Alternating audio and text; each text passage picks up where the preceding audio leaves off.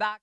President Biden giving a briefing this week on Americans dealing with extreme heat across the country. He noted how the number one weather-related killer is actually heat, which is more than floods, hurricanes, and tornadoes combined. So how much of Americans right now, including seniors, are at risk from this high heat? I want to bring in our panel. Joining us is internist at Custom Care Medical, Dr. Frank Contechesa. Also with us is Chief Medical Officer for Remote Health Solutions, Dr. Jonathan Baugh. Gentlemen, appreciate you being here. Thank you. Dr. Baugh, we understand that it's really bad for people in states like Arizona.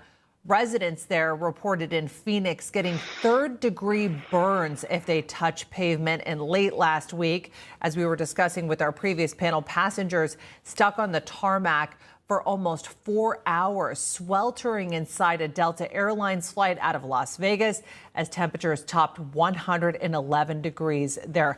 How concerning is this heat wave for Americans right now? Well, here's the thing to be able to remember about this is this heat wave is affecting a large portion of America right now, and but those areas that are not normally used to heat are the ones that are actually probably the most affected by the individuals, because as we get acclimatized to heat every year, or as we gradually move into heat during the summertime, then our bodies get to be adapted to it a little bit more. So some of these areas that are not used to high temperatures over 100 degrees, then they're the ones that are going to be most affected. And we see this in a lot of ways. We start seeing some issues with cardiovascular, which we can get into in a minute. But really, we talk about the strain and stress on our body that's increased with the excessive heat. But then also we talk about dehydration, we talk about heat exposure, and even heat stroke and heat exhaustion. And Dr. Contechesa, we're also seeing this extreme heat combined with smoke from wildfires this summer that's been forming, more air pollution. A new study is now connecting this to a double risk of a fatal heart attack.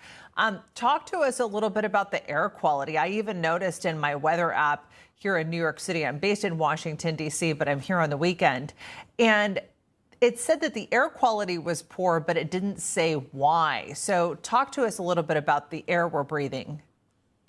Sure, Kimlani. And, we've been seeing this summer with the Canadian wildfires.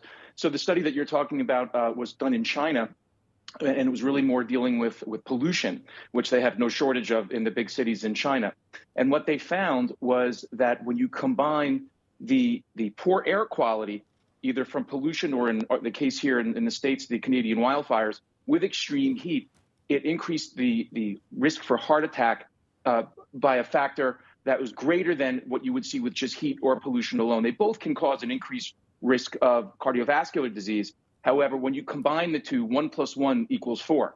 So there was a synergistic effect where when you combine that poor air quality with the heat, then it really increased the risk for heart attack. So people should really start to pay attention to the air quality alerts. And if you have somebody who's at risk, either who's obese or diabetic, or they have a lot of cardiovascular risk factors, they should start paying attention to these things. Maybe spend more time inside in the air conditioning, get an air filter. And if you have to be outside for long periods of time, you might think about a high quality mask. That's great advice. Dr. Baugh, we're now close to a couple of years since we've really COVID-19's been part of our everyday life, yet we're seeing reports like this one that show 1 in every 5 kids right now is still experiencing COVID symptoms. Talk to us about this and what we're attributing this to, and what your advice would be for parents today who find themselves and their children in this situation. Yeah. So, this also is a pretty interesting topic and scenario that we have here. As a practicing ER physician, I still diagnose COVID almost every single day.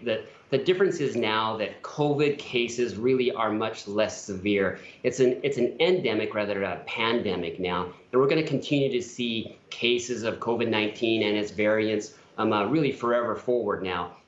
Well, the thing that we do see is this long COVID, and we see it in children as well as adults. And those symptoms can range a long way, but it really comes back to what does COVID do? And COVID causes a lot of inflammation. It can cause scarring in your lungs. And so these symptoms of a sore throat or a cough or respiratory issues, sometimes in some of these children, they say between 10 and 20% of children, this study said about 16%, have these long COVID symptoms that are going to be present for several months. Most of those kids get better in about 6 to 12 months, but some situations, they may be persistent. And we're still sort of studying that out. We're still looking for reasons why, what makes the difference between the kids and adults that get long COVID, and also what are we going to do about it? And it really comes back to thinking about inflammation, reducing those types of inflammation that COVID causes, and being mindful of that as we move forward. Exposure and also treatment. Dr. Concha-Chessa, I've heard about a few cases of friends coming back from traveling overseas and coming down with COVID again. It's still very much a part of our lives right now. Talk to us a little bit about what the virus has morphed into, what the symptoms are, and are we seeing a summer surge, I guess, due to the number of people that are probably traveling, taking vacations, gathering with friends and family, sort of outside of their usual settings? Sure, Kimani. So what we tend to see now is that the virus has really become a milder form of illness. And Dr. Baugh alluded to this just a moment ago. Right now, the cases that I see are really quite mild. They're basically just a common cold. What I see happening is that COVID is joining the pantheon of other viruses that just cause a common cold. You see far worse clinical illness with the flu. So when people are sick with the flu, they get higher fevers. You know, it's you got run over by a Mack truck feeling. So I'm seeing worse clinical illness with the flu than you do with COVID. So we have to kind of start moving into a post-COVID mentality where we just treat it like it's another common cold. And what I hope doesn't happen in the study that we were just talking about with children is I hope we're not going to use this as a justification to get more children the COVID vaccines, because I believed for quite a while that the risk of COVID, of mRNA vaccination for children, unfortunately, the gentlemen, we're out of time. I apologize. Dr. Frank Concha-Chessa and Dr. Jonathan Baugh, appreciate you both being here. Thank you. Thank you. Coming